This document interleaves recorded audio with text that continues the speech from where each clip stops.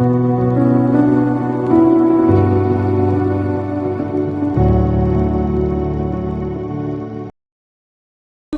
à tous, bonsoir à toutes et bienvenue dans votre émission Mon Histoire. Je suis ravie ce soir de vous avoir avec moi encore une fois dans notre émission Mon Histoire, votre émission, l'émission qui parle donc de partage, qui partage des histoires, qui partage vos témoignages, qui vous permet de venir témoigner la grandeur de Dieu, la puissance de Dieu. Aujourd'hui, nous recevons un invité. Mais avant de l'introduire, nous allons écouter un cantique et nous revenons juste après ça. Et ensemble, nous allons l'accueillir. Nous revenons juste après ça.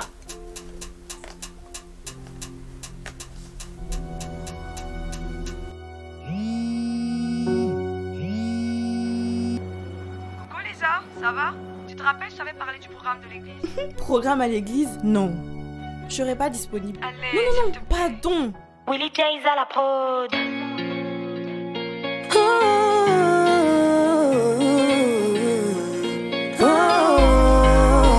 Ça fait des lustres, tu as fermé ta Bible. Quand on parle de Jésus, toi tu fais les sensibles. Les blessures, les découragements se sont emparés de toi. Et aujourd'hui, où l'homme de foi d'autrefois.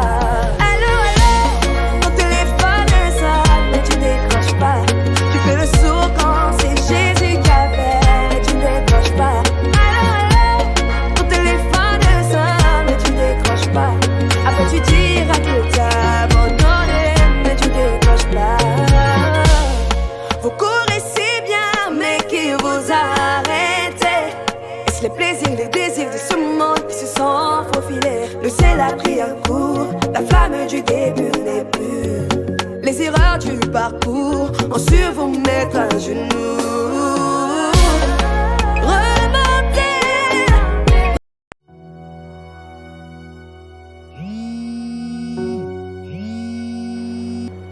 Coucou Lisa, ça va? Tu te rappelles, je t'avais parlé du programme de l'église? Programme à l'église? Non. Je serai pas disponible. Les erreurs du parcours ont su vous mettre à genoux. Remontez, remontez, remontez la porte. Car Jésus t'attend, car Jésus t'attend.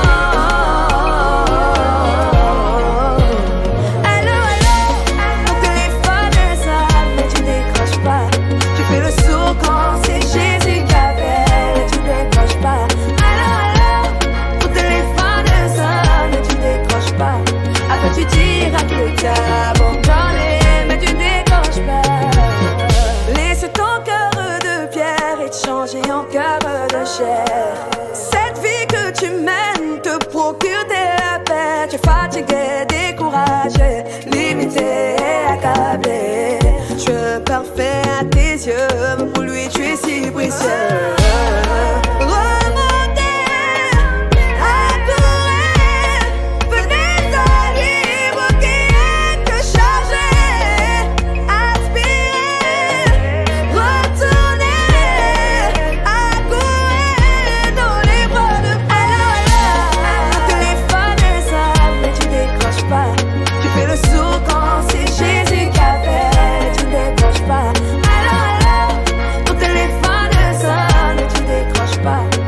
Tu diras que tu as abandonné, mais tu décroches pas. Tu ne décroches pas. Dis-moi pourquoi tu ne décroches pas. Tu ne décroches pas. Tu ne décroches pas. Tu ne décroches pas. Dis-moi pourquoi tu ne décroches pas. Dis-moi pourquoi tu ne décroches pas. Tu ne décroches pas. Dis-moi pourquoi tu ne décroches pas. Tu ne décroches pas.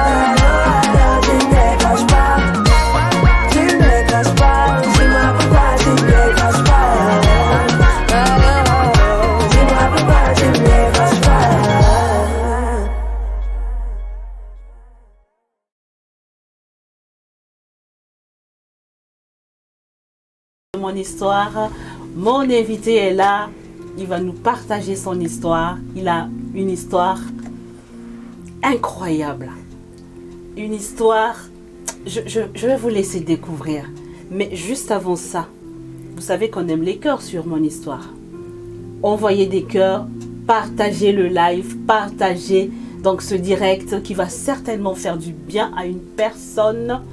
Voilà, nous sommes de retour sur mon histoire. Mon invité est là. Il est déjà là, il est juste à côté de moi. Ensemble, nous allons l'accueillir. Mettez les cœurs, envoyez-moi des cœurs, ça me booste, ça me réchauffe le cœur. Et ensemble, nous allons donc recevoir notre invité. Sans plus tarder, c'est parti à la rencontre de notre invité.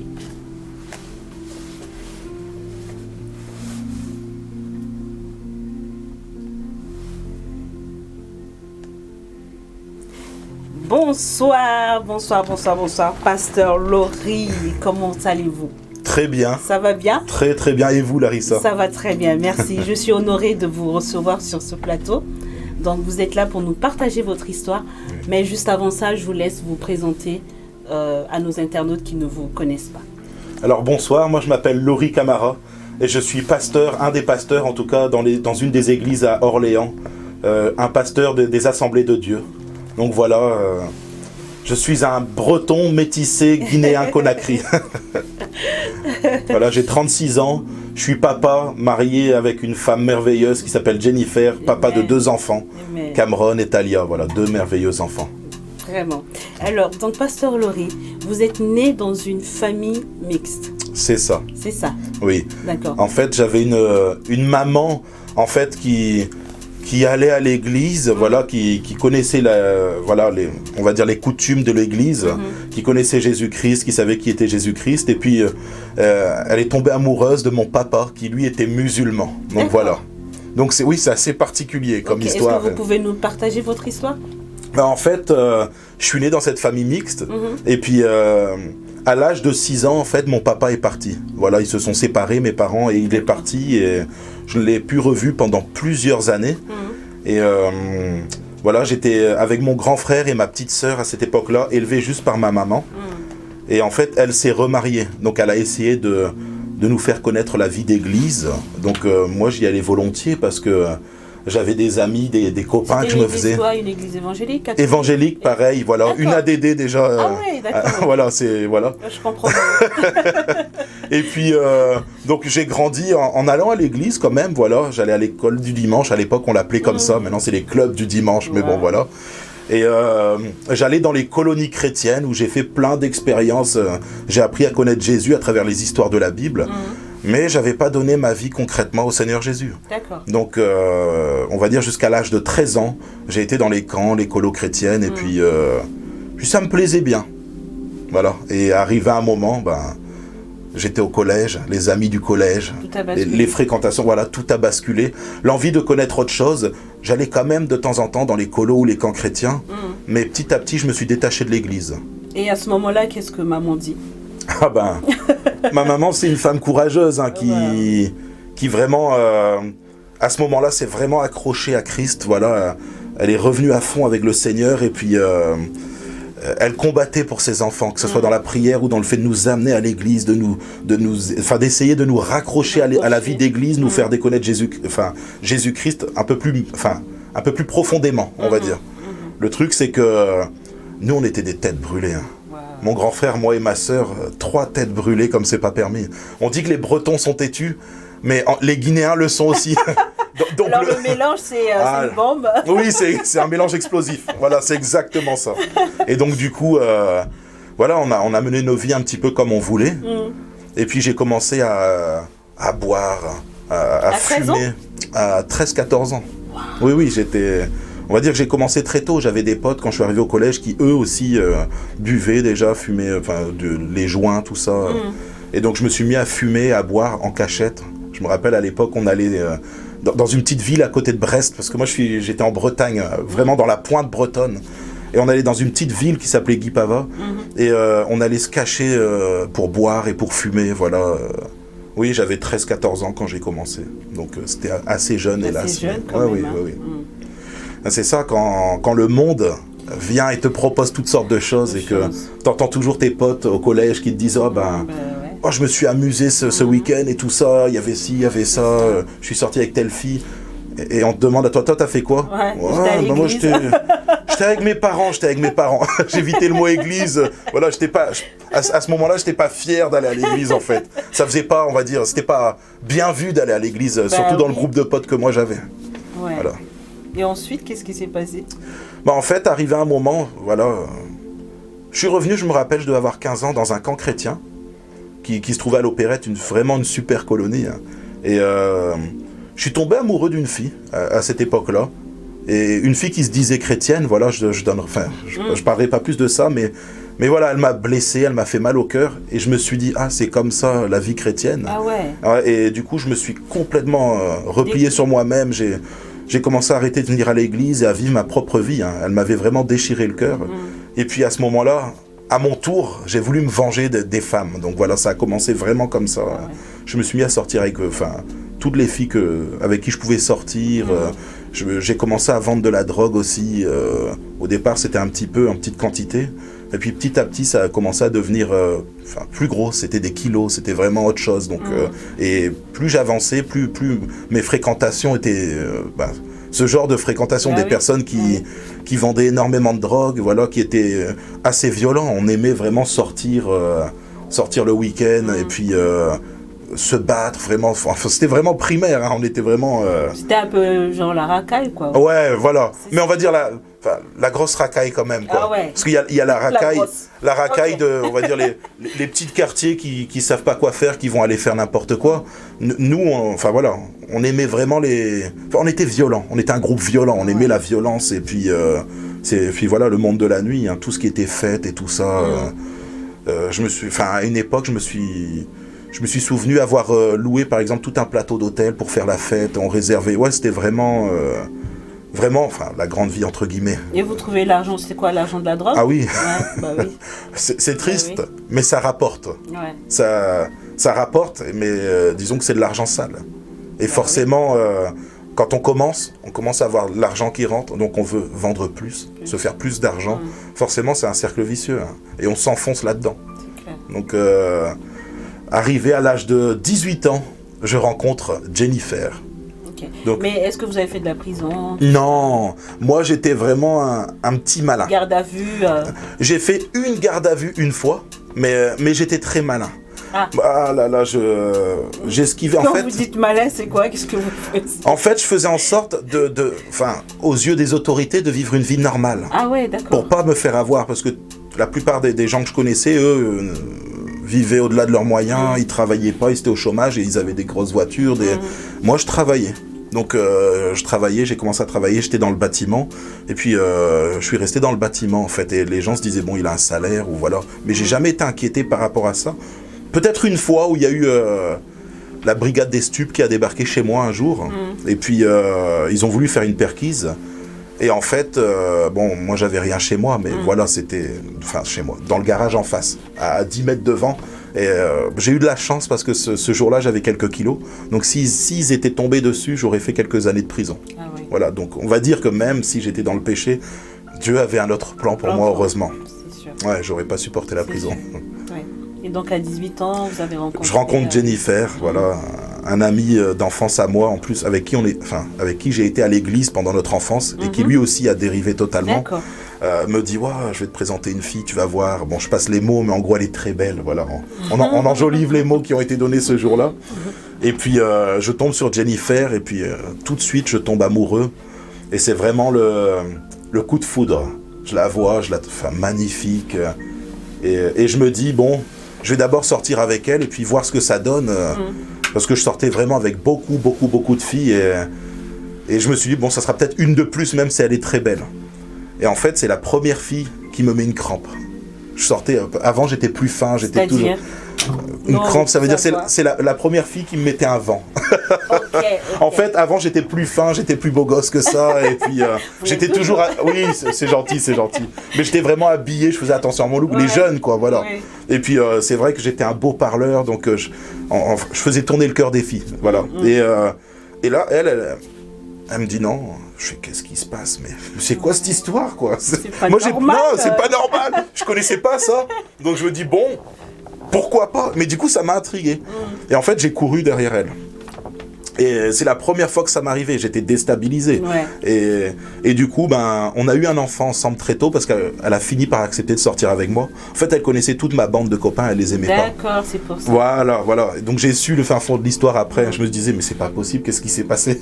Voilà. Bon, ça peut arriver aussi, mais donc ce jour-là, on sort ensemble et puis peut-être 1 an après, elle tombe enceinte de mon premier enfant, Cameron. Et j'avais vraiment une vie de patachon, quoi. Je faisais la fête tout le temps, je faisais n'importe quoi, je buvais, j'ai commencé à me droguer aussi, du coup. Wow. Voilà, au départ, la drogue douce, par la suite, la drogue dure, voilà. Cocaïne, tout ce qui allait avec, ecstasy, LSD, bon, c'était vrai. J'avais une vie de patachon. Ma femme et moi, ma copine à l'époque et moi, on s'est séparés. Et puis, Elle n'a pas supporté? Non, c'est moi qui Non, c'est moi. Ah ouais, d'accord. J'avais une fille qui était vraiment bien, et avec son caractère, mais vraiment très bien. Puis moi, j'avais pas envie de me poser. J'étais dans un autre monde, j'étais perché, puis il y avait la drogue, l'argent de la drogue, tout ça. J'aimais cette vie-là, quoi. Ça m'attirait vraiment, l'argent facile, même si au fond de moi, j'avais quand même une tristesse et un manque de quelque chose. Oui, un vide en vous. Un vide, voilà. Mais j'aimais quand même cette vie-là, et je me disais, plus je vais aller loin, mieux je serai. Et en fait, je me suis enfoncé, mais pire que tout, dans la drogue. Voilà, j'ai fini vraiment par gâcher une grosse partie de ma vie, et j'ai abandonné du coup Jennifer et mon fils. Et pendant un moment, on s'est plus vu. Et j'étais violent, tellement violent aussi que je lui interdisais de pouvoir reconstruire sa vie. Ah ouais? Ouais, je me suis vu un jour pensant qu'il y avait quelqu'un chez elle. Voilà, bon, j'étais dans un état secondaire, escalader des balcons, aller fracturer ses vitres pour entrer. Oui, c'était... Voilà, j'étais un homme dangereux. Aujourd'hui, je suis souriant, les gens diraient que je fais pas de mal à une mouche. Mais à un moment, je me promenais soit avec des mini-battes de baseball ou des hachoirs. Vous savez, les gros hachoirs de cuisinier. Mais d'où vient cette violence-là? En fait, une colère parce que mon papa était parti. Une colère, pourquoi est-ce qu'il est parti et qu'est-ce que j'ai fait de mal? Pourquoi, en fait, ça m'est arrivé? Pourquoi je me retrouve pas comme d'autres familles qui ont un papa et une maman? Et du coup, il y a une montée de violence en moi. Et il y a aussi les histoires de mon papa qui m'étaient racontées par des gens qui l'avaient connu. Qui disaient, ton père, c'était une légende. Et il est arrivé dans la ville de Brest, il avait 15 ans, il venait d'arriver d'Afrique, et puis il se battait en fait beaucoup. Et son premier travail, il l'a eu dans une boîte de nuit. C'est les liens, ça. C'est exactement ça. Non, mais il y avait un lien très, très fort, parce que mon grand frère et ma sœur aussi, c'était pareil. C'était pareil. Pareil, des bagarreurs. Et voilà, donc son premier travail, lui, en arrivant en France, en fait, ça a été videur de boîte de nuit. Il venait à peine d'avoir 16 ans, et en fait, ce qui s'est passé, il a voulu aller dans une boîte de nuit avec des potes à lui, et en fait, les videurs lui ont dit non, tu rentres pas. C'était à l'époque où en Bretagne, je parle, où être coloré de peau n'était pas très bien vu. Et donc, du coup, mon père, qui a été judoka professionnel après par la suite, c'était un grand judoka, a maîtrisé les 3 videurs de boîte de nuit. Le patron de la boîte, à lui seul. Wow. Voilà. Le patron de la boîte de nuit a vu ça. Ouais, non, mais il était. Il est beaucoup plus costaud que moi. Wow. Moi, je suis un petit dans ma famille. Mon grand frère est plus grand que moi. Ma sœur, elle est assez grande aussi. Voilà. J'ai oublié de grandir, on va dire ça. Non, mais et voilà. Donc, il a eu son travail comme ça. Et ça, c'est les histoires qu'on me racontait. Donc, forcément, moi qui est en recherche d'identité, qui est mon père, en fait, je me nourrissais de ça. Et puis ça a nourri justement cette violence. Et toutes les histoires que j'ai entendues ont nourri la violence qu'il y avait dans mon cœur. Et puis, je suis parti en Angleterre à l'âge de... Je devais avoir 23-24 ans. Pourquoi? Parce qu'en fait, mon père redébarque dans ma vie. De mes 6 ans jusqu'à mes, je crois, 23 ans, ça devait être ça. Aucune nouvelle, on pensait qu'il était mort. Et puis là, il débarque dans notre vie. Par le relais des réseaux sociaux, il contacte mon grand frère Et puis voilà, il s'excuse, il demande pardon. On va sur Paris le voir, lui il était à Londres.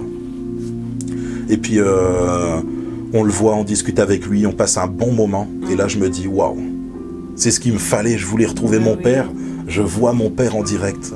Alors je décide de partir à Londres. Moi je suis comme ça, je suis un aventurier quoi. Je pars à Londres, mon grand frère et ma sœur, eux, bon ils ont eu contact mais ça s'est fait, voilà. Eux ça a été plus long, voilà. Et je suis parti vivre là-bas. Je me disais, de toute façon, j'ai plus rien ici. Je suis plus avec la mère de mon fils. Et puis, j'ai abandonné mon fils. Et ça se passait très mal. Hein. Moi, j'étais jaloux, possessif. Donc, du coup, je lui faisais plus de mal qu'autre chose, même en étant séparés. Wow. Donc, je pars sur Londres. Et puis, moi, j'aimais vraiment. J'avais des frères, des demi-frères et des demi-sœurs là-bas. Ah, il s'est remarié ? Ouais, il s'est remarié. Il a reconstruit une famille. Il est devenu sérieux. Voilà, c'était vraiment devenu quelqu'un de bien différent de ce qu'il était. Et je vis là-bas quelques mois, et sauf que j'étais déjà pour moi un adulte, on va dire. Et mon père commençait à me faire des leçons de morale. Il me disait, fais attention, la façon dont tu penses, elle est violente, fais attention, tu devrais pas faire ci. Et puis j'ai pété un câble, parce que je me suis dit, mais il manque pas d'air. Il nous a abandonnés, il est parti. Et là, il revient et il fait le père, quoi. Il dit, moi, je suis un adulte, maintenant, j'ai pas besoin de lui, quoi. Et donc ça a fini par se passer assez difficilement, malgré que bon, ça s'est arrangé parce que mon père est très diplomate, c'est vraiment quelqu'un d'excellent. Hein.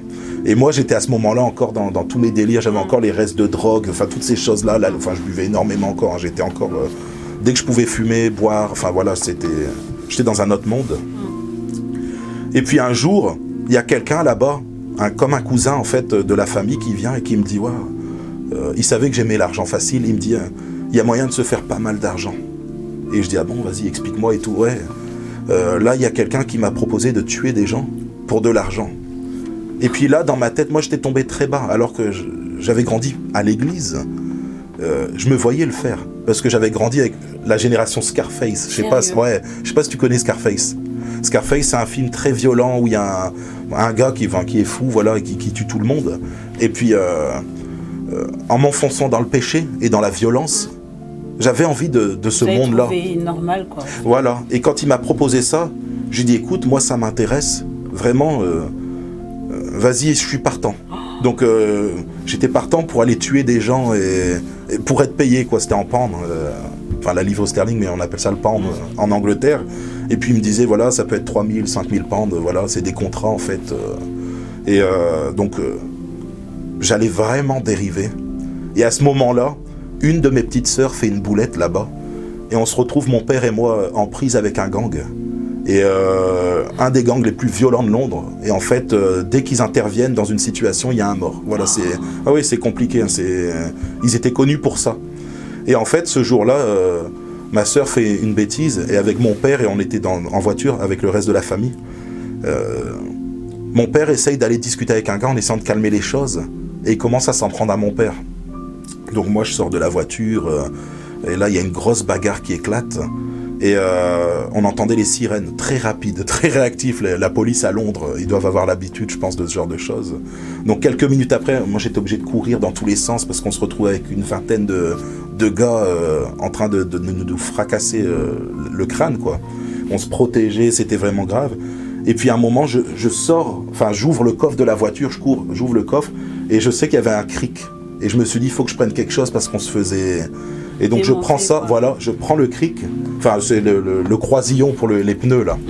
Et puis en fait, ils savaient pas ce que j'allais sortir. Parce qu'à Londres, c'est pas un peu comme en France où c'est, enfin je vais pas dire plus calme, mais à Londres, ils savent pas si je peux sortir un fusil, une arme ou quelque chose. Ils ont vu ça, ils ont eu une hésitation et... On entendait les sirènes de la police se rapprocher et ils ont commencé à fuir, quoi. Et juste avant de fuir, il y en a un qui a dit « On sait où t'habites, toi t'es un homme mort ». Voilà, en anglais. Voilà. Mais bon, ils ont fui, la police est arrivée peut-être 1 ou 2 minutes après, on a eu beaucoup de chance. À l'époque, je pensais que c'était de la chance, mais en fait, c'est Dieu qui déjà était... Qui avait déjà la main sur... Voilà. Et donc, on explique ça à la police londonienne, et puis ils disent « Mais là, vous êtes sur le territoire de tel gang, et ils savent où vous habitez. Je vous conseille de fuir, parce que vous allez vous faire tuer. » Voilà la réponse de la police londonienne, voilà, clairement. Et donc ce qui s'est passé, c'est que moi, le lendemain, j'ai été rapatrié en France, je suis rentré en France, en fait, Et puis, ma famille, à moi, ils ont été délocalisés. Changement de quartier et tout. Un peu comme dans les films. Hein, vous êtes là-bas, vous êtes en danger. Bon, on vous change de coin. Ils sont partis à l'opposé, en fait, de la ville. Vu que Londres, c'est énorme, voilà. Et me voilà retourné en France, mais je voulais pas revenir, en Bretagne. Et j'avais rencontré une fille, justement, cette fameuse fille qui m'avait déchiré le cœur dans mon enfance, et qui me dit, j'ai changé, je suis devenue chrétienne. Je dis, ah bon, pourquoi pas et tout. Moi, je suis pas chrétien, je te préviens. Elle fait, oui, mais c'est pas grave, on va discuter, tu vas voir, on va prier ensemble. Et cette famille, enfin, sa famille à elle, ce sont vraiment de bons chrétiens, mais vraiment des chrétiens excellents. Et donc, je retourne là-bas, c'était dans le nord de la France cette fois-ci. Et puis, en fait, ça se passe très mal. Je me rends compte, en fait, qu'il y a des disputes énormes. Bon, je fais un gros raccourci sur ce moment-là. Et puis, il y a un de ses grands frères qui s'appelait Faisal, un gars excellent, qui me dit, écoute, Laurie, voilà, moi, je suis chrétien. Et puis, voilà, je suis vraiment un chrétien affermi dans ma foi. Et je veux vraiment qu'on lise la Bible ensemble, qu'on prie ensemble. Et puis la mère de cette fille-là, pareil, Fatia, elle s'appelle, une femme extraordinaire. Il me parlait de Jésus tout le temps, de ce que Jésus pouvait faire dans ma vie. Il pouvait me transformer, je pouvais vraiment trouver cette paix véritable que seulement Dieu peut donner. Et puis moi, je lui dis, ok, je vais commencer à lire la Bible, je vais commencer à prier, mais tout doucement. Parce que je me rappelais de mon enfance, les expériences que j'avais faites, mais... voilà, avec toute la vie que j'avais menée, les problèmes que j'avais eus, je revenais de loin, quoi. Mais déjà, j'ai été délivré de l'alcool, instantanément, des drogues, tout. Voilà, ça a commencé. Dieu, dans son immense amour, a commencé par me délivrer de tout. J'avais plus aucune addiction. C'était vraiment fini. Et donc, en étant à leur côté, vraiment, j'étais béni parce que ils prenaient soin de moi, ils m'hébergeaient.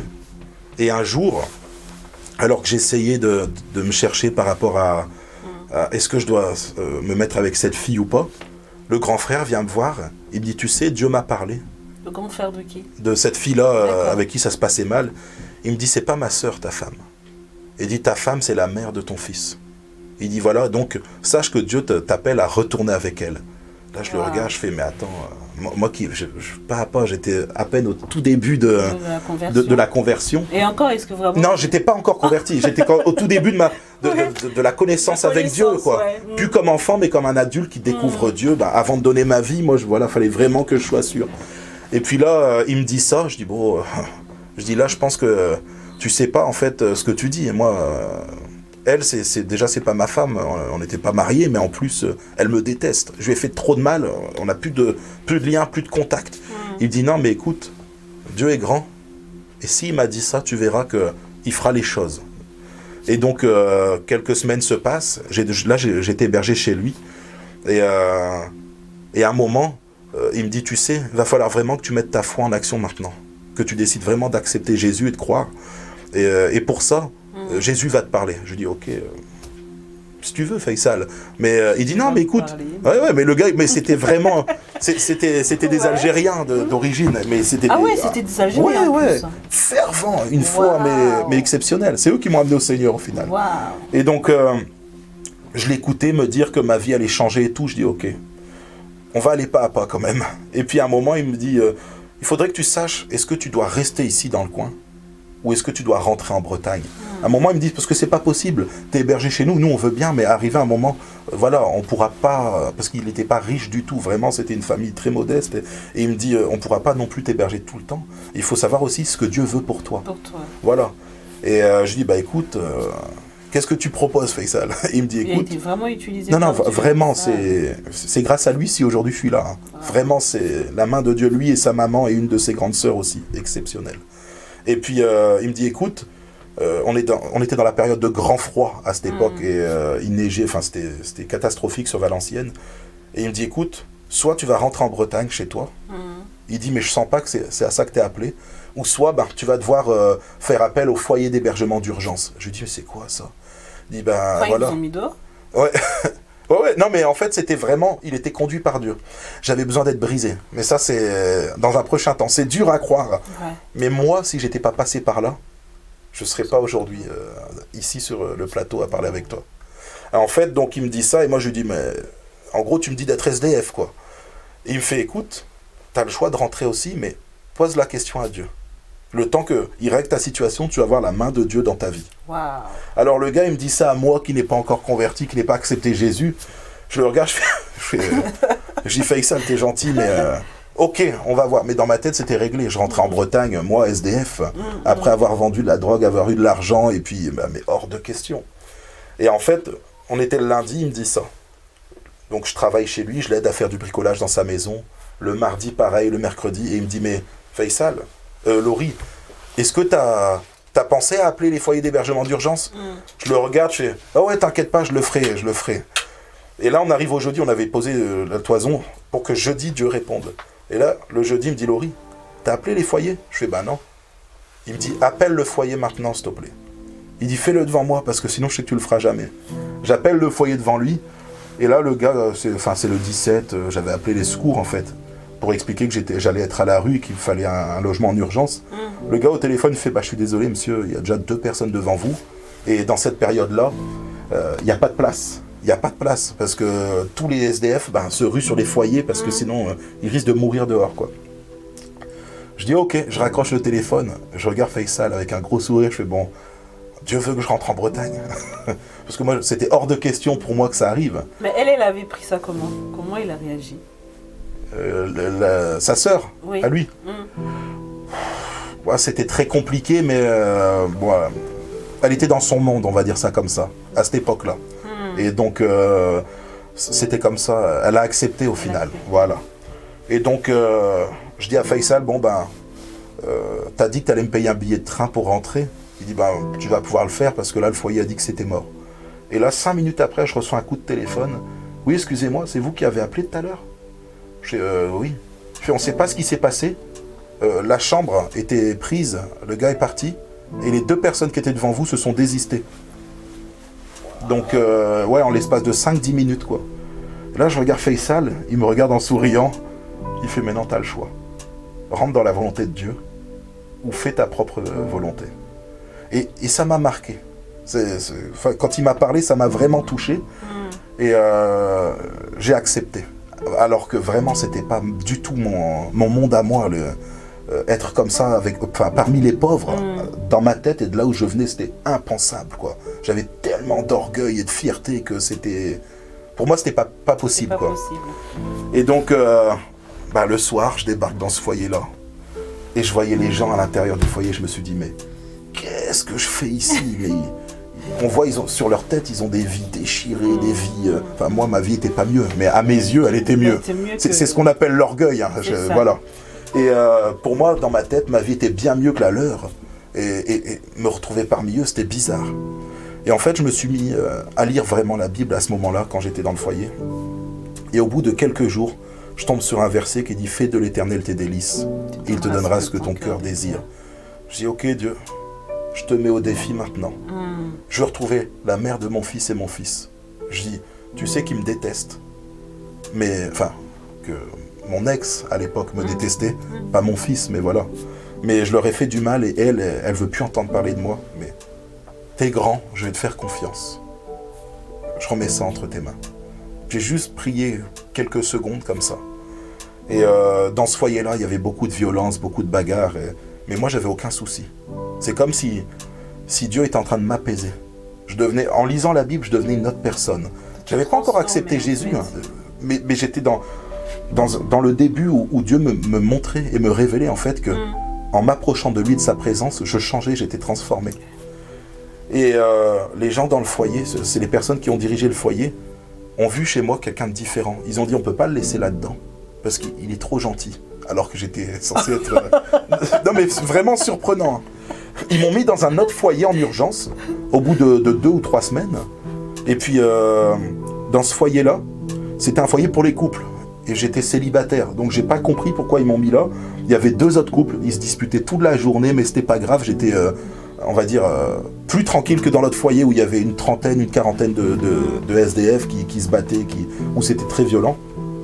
Et puis, à ce moment-là, j'étais plongé dans la Bible. Je lisais, je faisais que ça de mes journées.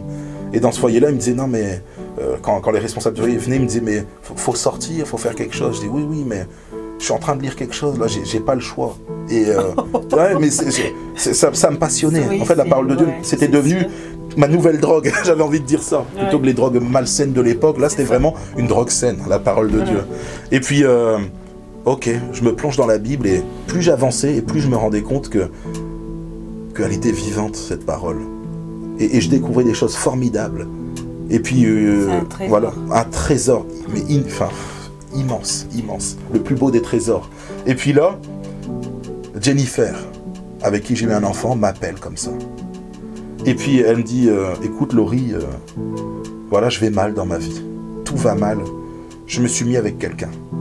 Déjà, quand elle sait le genre de gars que j'étais avant, c'était presque de la folie de me dire ça. Parce qu'à l'époque, elle m'aurait dit ça, je pense que je l'aurais tué elle et j'aurais tué le gars en face. C'est parce que j'étais vraiment, voilà. Wow. Et elle me dit ça, et ma réaction c'est, ah bon? Et elle me dit, mais je te parle de ça, ça t'énerve pas?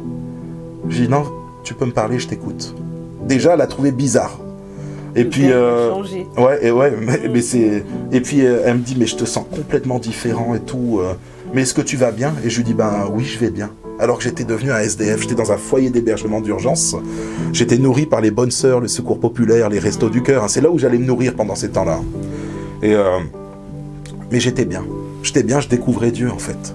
J'avais pas encore donné ma vie, mais le fait de découvrir Dieu et son immense amour, ça me faisait tellement de bien. Et là, elle me dit, je te sens transformé, t'es plus le même gars. Je dis, ben ouais, Dieu a transformé ma vie. Et je dis, donc voilà, je suis différent et j'ai plus envie d'être comme j'étais avant. Et là, elle me dit, ah bon, mais c'est bizarre. Mais t'es où? Tu vis où là en ce moment? Je dis, ben je suis sur Valenciennes. Enfin là, j'étais Aulnois-les-Valenciennes, c'était le deuxième foyer. Premier foyer Valenciennes, deuxième Aulnois. Et elle me dit, ah bon, et tu fais quoi là-bas? Tu vis chez qui? T'es où? Je dis, bah, je suis dans un foyer d'hébergement d'urgence. Elle me fait quoi? Je dis, bah ouais, je suis SDF. Et là, elle s'effondre au téléphone. Elle pleure. Et puis, du coup, elle me dit, mais c'est pas possible, tu peux pas rester là. Je fais, mais si, ça me fait du bien. Et en fait, j'ai été brisé. Et alors que j'allais me nourrir avec les pauvres, quand j'avais rien à manger, c'était ces SDF que je critiquais qui venaient me nourrir, qui partageaient avec moi leur nourriture, le peu qu'ils avaient. Et je les ai vus complètement différemment. J'ai appris à les aimer, à les respecter. Quand j'entendais leur vie, nous on est facile à juger. Hein. On juge trop facilement les gens. Mais en réalité, hein, ces gens-là ont des vies brisées, ils ont souffert, ils ont vécu des choses horribles, voire atroces par moments. Et j'ai appris à les regarder différemment. Et donc je lui explique ça, et puis elle est bouleversée. Et je lui dis, mais pourquoi tu m'as appelé? Elle me dit, je sais pas pourquoi je t'ai appelé, Laurie. Elle dit, j'ai été poussée à le faire. Pourtant, je te déteste, mais j'avais besoin de t'appeler. Donc là, je sais maintenant, aujourd'hui, je suis pasteur, le Saint-Esprit était à l'œuvre dans son cœur. Yes. Et vraiment dans ses pensées. Yes. Et ce qui se passe, c'est que on commence à reprendre contact au téléphone jour après jour. Je parle à mon fils au téléphone. C'était une période difficile, hein, parce que le remords d'avoir abandonné mon fils, ce que mon père avait fait à l'époque, voilà, j'avais juste reproduit en fait les choses. Je m'en voulais énormément. Et au bout d'un moment, ils me changent encore de foyer. Ils me mettent dans un foyer où j'étais avec juste 2 filles. Donc déjà, j'ai pas compris pourquoi j'étais moi un garçon en foyer avec 2 filles. Et dans ce foyer-là, tout s'est bien passé. J'ai eu des grosses tentations parce que les filles étaient vraiment belles, les 2 filles qu'il y avait. Et j'étais un homme qui aimait les femmes avant. Donc voilà. Et je disais, Seigneur, je suis pas encore à fond avec toi, mais j'ai pas envie de tomber. Je veux pas tomber avec ces filles-là. Voilà, et une des 2 me faisait des propositions, se mettait des fois dans des tenues vraiment abusées pour moi, quoi. Et j'ai tenu bon. Et je dis, Seigneur, aide-moi. Voilà. Tu sais que je suis faible, mais aide-moi. Et je suis pas tombé. Et un jour, ce qui est marrant, c'est qu'il y a un homme qui est venu, qui a proposé au foyer, en fait, de payer un loyer. C'est un gars qui avait un appartement, et il a dit, voilà, je prendrai juste la CAF, mais je demande rien d'autre. Et voilà, ce gars-là a été poussé pour aller choisir un gars, donc, et c'est tombé sur moi. Donc là, on sait que la main de Dieu était là. Et en fait, j'ai vécu dans un duplex en plein centre de Valenciennes, où j'avais 0 € à payer. Non, mais la main de Dieu, vraiment. Mais Dieu est incroyable. Non, vraiment exceptionnel. Et j'ai fait un temps là-bas, et un cousin à moi est venu, m'a rejoint. Et le problème, c'est que plutôt que de revenir à Christ, plus profondément, je suis reparti petit à petit dans mes travers. Ouais, la catastrophe, je sais. Moi, je suis un homme, ça a été catastrophique, hein, mais et ce qui s'est passé, c'est que j'ai fait une année comme ça, et puis... bon, on faisait pas de choses mauvaises, j'étais plus violent. Cette violence était quand même sortie de mon cœur, de ma vie, mais je me suis remis à boire, à fumer, et puis... et on a fait une année comme ça, vraiment, où c'était la fête tout le temps, la vie, c'était une vie de dépravé. Et puis, ça me plaisait pas. Pourtant, j'étais bien avec mon cousin, c'était vraiment... Mais il y a eu, voilà. Il y a eu quelque chose qui... Ouais, je me suis rappelé, en fait, que j'étais mieux en tant qu'SDF, à la recherche de Dieu, qu'en ayant un loyer et puis des aides, au final, et en faisant la fête, en m'amusant. C'est marrant, hein, comme quoi, dans le monde, on a l'impression que faire la fête, c'est une fin en soi, c'est ça qui va nous rendre heureux. Mais en réalité, ça nous enfonce dans toutes sortes de malheurs et de problématiques. Et ce qui se passe, c'est que à ce moment-là, on discute avec la mère de mon fils depuis plusieurs mois. Et je sais pas pourquoi, sur un coup de tête, elle décide de venir me rejoindre. Elle me dit, voilà, j'ai envie de retenter l'aventure avec toi. T'as l'air quand même d'être plus doux qu'avant, d'avoir changé. Je lui disais pas les fêtes et tout ce que je faisais. Hein. Je me gardais bien de lui dire ce genre de choses. Et en fait, voilà, donc elle me rejoint sur Valenciennes avec mon fils. Et mon cousin, lui, est parti dans le sud entre-temps. Donc voilà, il avait trouvé une fille, il est parti, voilà. Et on se remet ensemble. Et puis le problème, c'est que moi, j'avais repris un train de vie très mauvais. Donc je bois et tout ça, j'ai recommencé à fumer. Cigarette, là, le shit et tout ça. Quand ils sont arrivés, j'avais décidé de réarrêter parce que je voulais pas retomber vraiment dans les trucs horribles d'avant.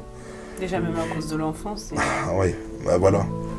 Et on a fait 1 an sur Valenciennes avec Jennifer et ça s'est très mal passé. Parce que je lisais plus la Bible, je priais plus. Et en fait, la vieille nature... Vous êtes déconnecté de Dieu. Tout simplement. Ouais. Et en fait, vu que je lui avais pas donné ma vie pleinement à ce moment-là, mais que je découvrais et à son contact, et au contact de la parole, j'étais vraiment transformé. C'est surprenant ça d'ailleurs. Sans avoir donné ma vie, l'impact de la présence de Dieu me transformait, m'apaisait. Et en fait, donc on retourne en Bretagne. Parce que Jennifer me dit, écoute, là j'en peux plus, on va se séparer. Et je me suis dit, waouh. Elle dit, bon, on va en Bretagne déjà chez tes parents. Et on voit comment ça se passe. Mais moi j'ai pour objectif vraiment de tout arrêter, j'en peux plus. C'est vrai qu'on se disputait, c'était vraiment tous les jours. On rentre chez mes parents, ils devaient craquer, mais avec beaucoup de patience. Enfin, ma mère s'était remariée avec mon beau-père qui était chrétien. Et beaucoup de patience parce qu'on s'embrouillait tous les jours. C'était des cris, wow. Ouais, c'était chaud, hein, c'était chaud. Et puis un jour, c'était un soir, je me rappelle, elle lit un livre, comment faire pour réussir sa vie de couple. Elle croyait pas en Dieu du tout. Jennifer, c'était vraiment... Dieu, c'était bien pour les autres, mais pas pour elle, quoi. Donc moi, je la vois avec son livre et je me moque d'elle. Je lui dis, ton livre, il est tout pourri. Et elle me regarde, elle fait, qu'est-ce que tu racontes? C'est un livre pourri. Je dis, moi, j'ai un livre pour toi qui va régler la situation, si tu veux. Elle me regarde comme ça, elle fait, mais déjà, commence par lire ton livre avant de m'en parler. Et là, j'ai été piqué. Et après, elle rajoute une phrase, elle fait, mais commence à me montrer que tu es heureux avec ton Dieu, là, comme tu me disais à l'époque. Et après, tu pourras me parler de ça. Et là, ces phrases-là, plutôt que de me mettre dans une colère et tout ça, ça m'a vexé, parce que j'étais quand même un peu encore orgueilleux. Mais sans violence. Non, sans violence. Ouais. Mais j'ai été vexé au plus profond de moi-même, et je sais que le Saint-Esprit s'est servi d'elle pour venir me taquiner là au fond. Et le lendemain matin, j'étais à l'église. Et à l'église de Brest. Je pars à l'église de Brest, parce que je n'avais pas été à l'église dans cette période-là, toute la période où je cherchais Dieu. Je vais à l'église de Brest, et je ne sais pas si tu connais, Larissa, un pasteur qui s'appelle Yvan Kerluer, de l'église MLK. Sur Paris. Non, je connais. Voilà, c'est un pasteur, il a une grosse église, là, ils sont plus de 2 ou 3 000 sur l'église à Créteil. Et c'est lui qui était invité ce jour-là, et il prêche, et il est particulier ce pasteur. Hein. Il avait passé du Francis Cabrel pendant le culte et tout. Ah ouais. Ah ouais. Mais voilà, il est particulier, moi je l'aime bien, il est excellent. Hein. D'ailleurs, c'était un ami d'enfance. Et puis, la prédication passe, je suis touché un peu, mais sans plus, quoi.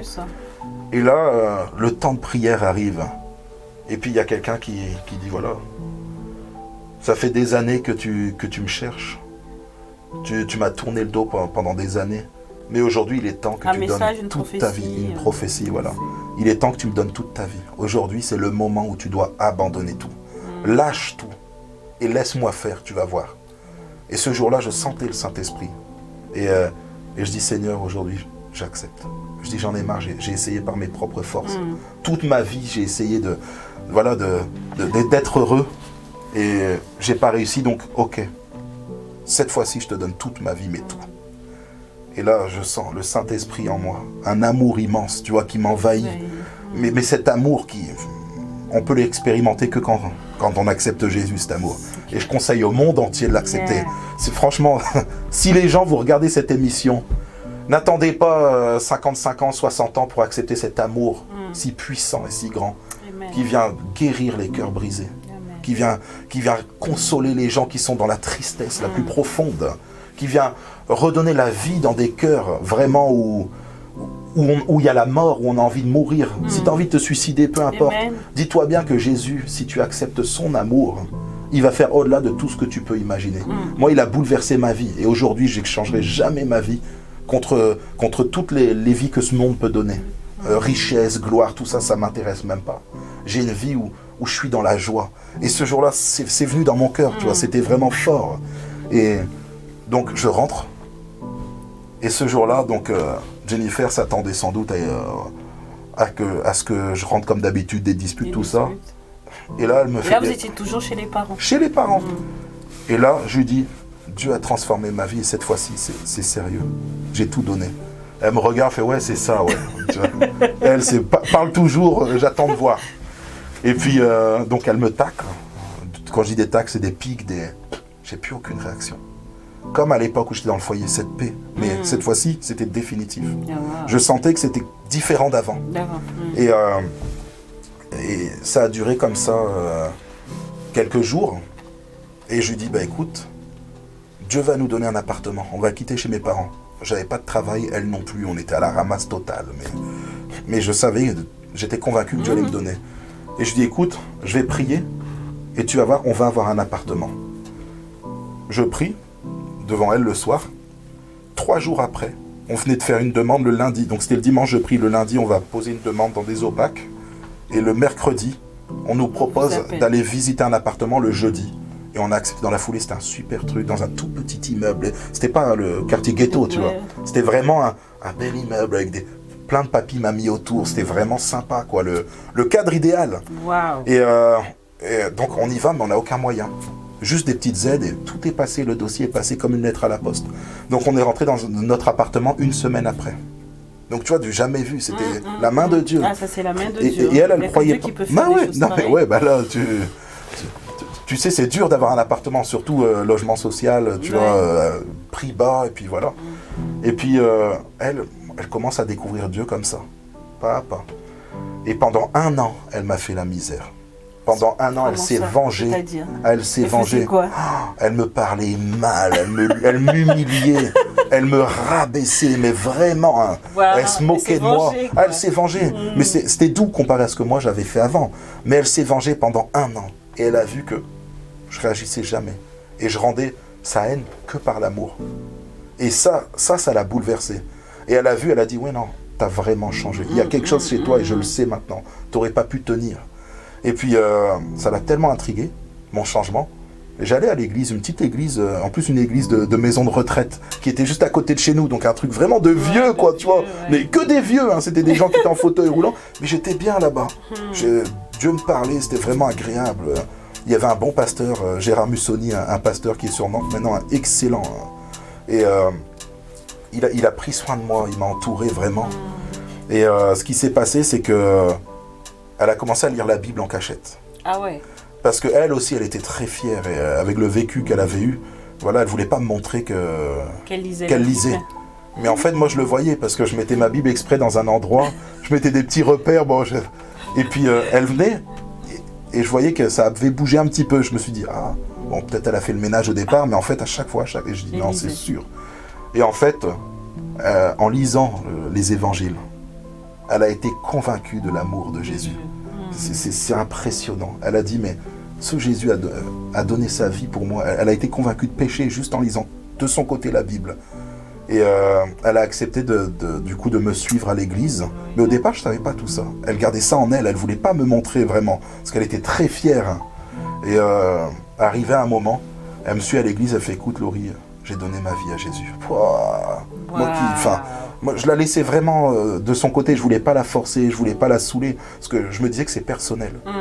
Et si Dieu m'avait permis de revenir avec elle, c'est parce que il savait la suite. Il savait qu'elle allait se convertir, qu'elle allait donner sa vie, qu'on allait servir Dieu ensemble. Wow. Et donc, Dieu a réglé toute notre vie, on s'est mariés. Franchement, on a eu un mariage, mais les chrétiens sont cotisés à l'opérette. Enfin, franchement, si les gens ne connaissent pas la vie d'église, les véritables églises, celles qui marchent selon la parole de Dieu, il y a de l'amour, de la joie, et ils se bénissent les uns les autres. Amen. Et notre mariage a été béni, les gens se sont cotisés, ils nous ont donné. Voilà. Mon père aussi nous a aidés d'Angleterre. Voilà, wow. Il a été vraiment bon, mais Dieu a refait les choses au-delà de tout ce que je pouvais imaginer. Et après, je suis rentré dans le ministère. Voilà. Je voulais pas, parce que je me disais, oh pasteur, c'est quand même pas forcément passionnant. Mais comment ça s'est passé ? Mon appel, oui. En fait, quand j'étais jeune, j'allais en colo, il y avait eu une prophétie qui disait que j'allais être pasteur. Il y avait un missionnaire américain, quand j'avais 13 ans, qui était passé dans une des réunions du camp, et qui avait dit, voilà, toi Laurie, tu vas être appelé à servir Dieu. Voilà, Dieu m'a montré que tu allais le servir un jour, tu serais un de ses serviteurs. Bon, il a mentionné 3 noms. Oui. Les 3 noms, il y avait moi dedans. Il y a Grégory Baudolec, le pasteur d'Orléans avec qui je travaille aujourd'hui, qui lui aussi a une vie, voilà. Mais personne ne pouvait miser là-dessus, c'était impossible. Et le 3e aussi est devenu pasteur. Donc vraiment, donc la prophétie s'est réalisée. Mais moi, je me suis dit, c'est à mes 27 ans que je me suis converti réellement, que j'ai donné ma vie à Jésus. Je me suis dit, ouais, mais Dieu a mis ça de côté. Je mérite pas avec la vie que j'ai menée. À mon avis, c'est fini, quoi. Et l'appel revient. Voilà. Des prophéties qui revenaient, qui disaient, voilà, je t'ai appelé à servir, ne t'inquiète pas, il y a mon temps et tout ça. Je dis, peut-être que c'est pour les autres. Parce que moi, je me culpabilisais énormément. Parce que ce que j'avais fait, c'était horrible. En plus, dans ma chute, j'avais entraîné énormément de monde avec moi. Les gens du monde, j'étais parfois pire que les autres, quoi. Donc, c'était pas normal. Et je m'en voulais. Et Dieu m'a appris à me pardonner à moi-même.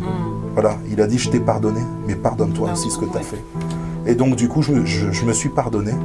Et ce qui s'est passé, c'est que un jour, ma femme, elle arrive, Jennifer, elle me dit, voilà, j'ai reçu là dans la nuit, à travers un songe, qu'on était appelé à se lever à servir. Alors, je l'écoute, je fais, bon, ok. Sauf qu'à ce moment-là, j'avais monté mon entreprise. J'étais devenu patron d'entreprise et ça commençait à bien tourner, c'était sympa et tout. Et je l'écoute, je fais, ok. Mais j'entends d'une oreille, mais je l'ai évacué par l'autre très vite parce que je me disais là, je commence à bien tourner, je marche avec Dieu, je suis heureux, tout va bien, je commence à avoir de l'argent, mince alors quoi. Voilà, et là je côtoyais des pasteurs, je les voyais, ils sont pas riches, ils ont pas, enfin c'est compliqué, ils ont des combats spirituels, enfin voilà, toutes sortes de choses. Je me suis dit, waouh, voilà, ça vend pas du rêve quoi. Mais bon, elle me dit ça, j'entends. Et un jour, je fais un chantier chez des membres de ma famille, un oncle à moi, qui était dans une autre église. Et puis, on était en pleine discussion et j'avais souffert dans un endroit là, de certaines injustices. Et je lui disais, moi, je servirai Dieu, mais à ma façon, quoi. Et puis, on discute comme ça. Et moi, j'aimais la parole de Dieu. Je dévorais la parole de Dieu. Enfin voilà, moi la parole de Dieu c'est un truc de malade, j'aime trop ça. Même aujourd'hui, je suis un passionné, je vais dans les détails, je veux tout connaître de Dieu et toute sa parole. Et donc je savais qu'il fallait que je fasse la volonté de Dieu, pas la mienne. Ça j'en étais convaincu même au début de ma conversion. Et puis cet oncle-là, il dit, mais tu sais qu'en fait, en agissant comme tu dis là, t'es en train de dire non à Dieu. Tu sais que Dieu t'appelle et t'es en train de lui dire non. Et là ça m'a frappé. Je suis rentré le soir, j'ai dit, je te demande pardon, parce que je ne voulais pas te dire non. Le but de ma vie, c'est de te servir et de faire ta volonté, donc fais ce que tu veux de moi, j'accepte. Le soir même, je reçois un coup de téléphone du pasteur dans l'église où j'étais, qui me dit, voilà, j'ai reçu que tu devais maintenant te lever et servir. Tu dois rentrer dans le ministère, Laurie. Je fais, ah bon, j'y viens juste de prier, je lui explique ce que ma femme a reçu quelques semaines avant, et la prière que je viens de faire, il fait, voilà, moi je sentais qu'il fallait que je t'appelle. Donc on se voit mardi, ok. Et le mardi je le vois, et puis avec ma femme, et il me dit voilà, donc vous êtes appelé à vous lever, Laurie, tu dois rentrer pleinement dans le ministère, j'ai reçu ça. D'ailleurs un autre pasteur d'une autre église l'a reçu, vous voyez, plusieurs personnes, et il dit voilà, on sent que c'est différent pour toi. on sent que tu as une soif et un amour de Dieu qui est vraiment grand et il ne faut pas que tu attendes. Le feu est là, vas-y, lève-toi. Et c'est comme ça que je suis rentré dans le ministère, alors que j'avais mon entreprise, que ça marchait. Enfin voilà, c'était... Bon, il y a des difficultés dans les entreprises, mais c'était quand même... Enfin, j'étais content. J'avais un bon salaire, enfin, tout se passait bien. Au bout de 5 ans d'entreprise, j'ai décidé de la fermer. Enfin, de la revendre, plutôt. Et puis, d'accepter de faire la volonté de Dieu. Ouais. Les autres patrons qui me connaissaient, et puis mes fournisseurs me disaient « Mais Laurie, t'es fou. Tu nous prends des matériaux, ta boîte, elle tourne. Mais t'es fou, pourquoi t'arrêtes? On comprend pas. » Et puis là, je leur ai dit, en fait, je vais devenir pasteur. Pour leur expliquer tout ça. mais tu sais quoi? Ils me trouvaient... Je m'appelle. Non, mais ce qui est marrant, c'est qu'ils m'aimaient bien. Tous les fournisseurs m'aimaient bien parce que, tu sais, les fournisseurs, des fois, ils font des boulettes. Tu commandes un truc, c'est pas le bon truc. Le client, il pète un câble. Et les artisans, en général, ils vont péter un câble sur les fournisseurs. J'allais les voir et je leur dis, voilà, c'est pas bon et tout. Ah mince, désolé. Je dis, c'est pas grave.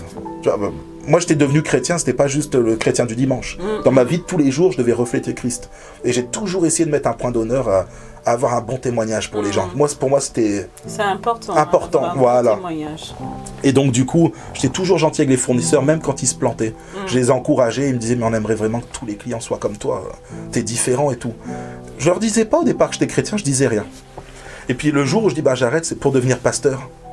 Les gars, au départ, ils m'ont regardé. J'allais voir des directeurs de grosses enseignes. Voilà.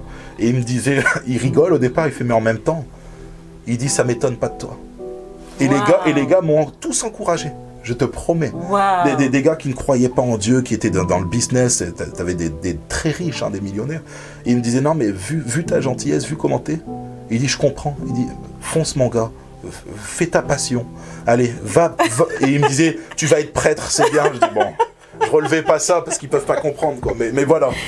Mais ça les surprenait de voir un aussi jeune aller le faire. Et ils m'ont dit, c'est sûr qu'on te voit bien dans ce domaine-là, tu vas aller aider les gens parce que t'es trop gentil.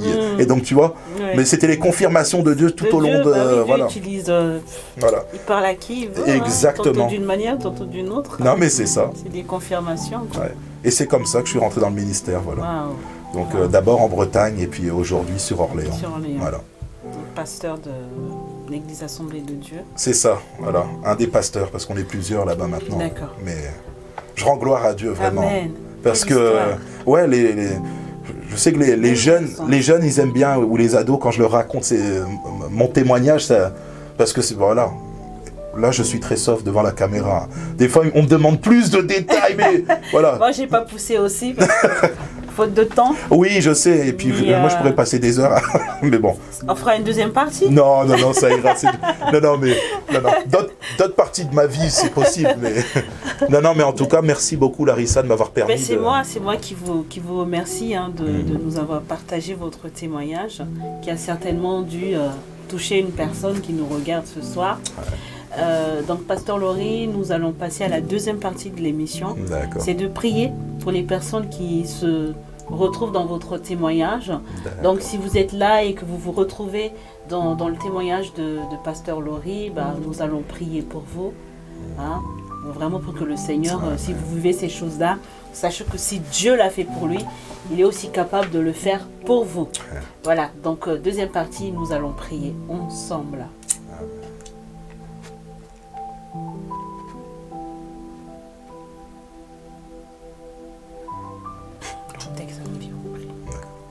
C'était pas trop long.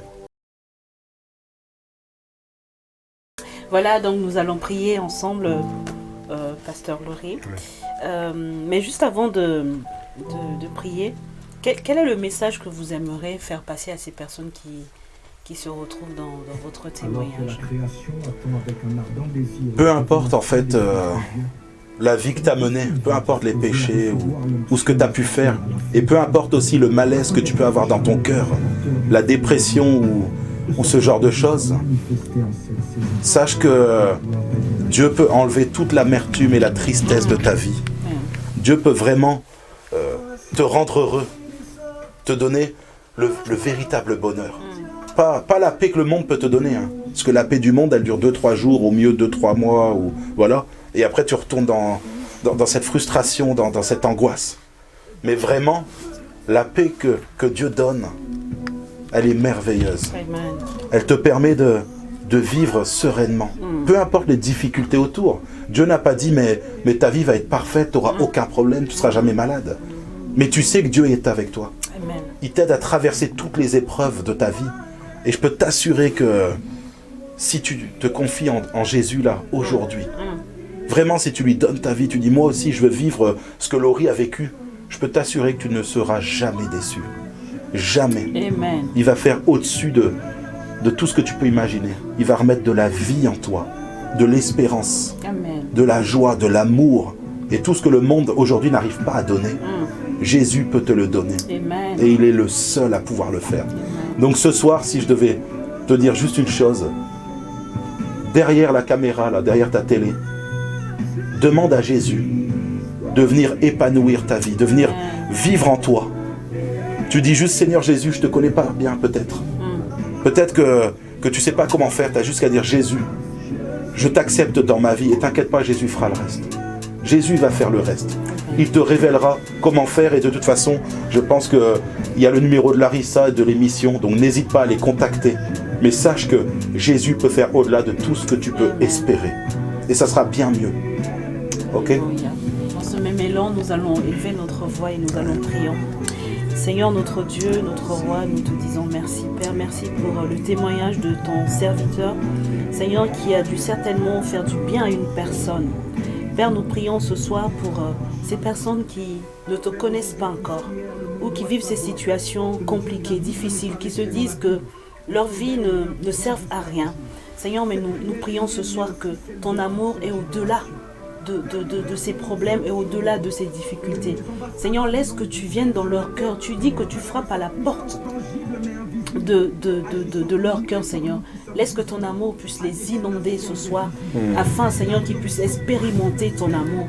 Cet amour inconditionnel, cet amour qui est tellement grand, Père. Seigneur, merci. Merci pour leur vie. Nous te bénissons. Dans le nom de Jésus-Christ, nous avons ainsi prié. Amen. Amen. Amen. Voilà, nous sommes donc à la fin de notre émission. Donc moi je vous dis à la semaine, dans 15 jours, voilà exactement dans 15 jours. Donc si toi aussi tu souhaites témoigner, n'hésite pas, appelez au numéro qui s'affiche en bas de l'écran et je me ferai un plaisir de te recevoir sur ce plateau afin que tu puisses témoigner ton Dieu, afin que tu puisses témoigner la puissance et la grandeur de ton Dieu, de notre Dieu, hein, ce Dieu puissant, ce Dieu merveilleux qui fait du bien dans nos vies. Et donc voilà, je vous dis à la semaine prochaine, dans 15 jours. Voilà. Bye bye.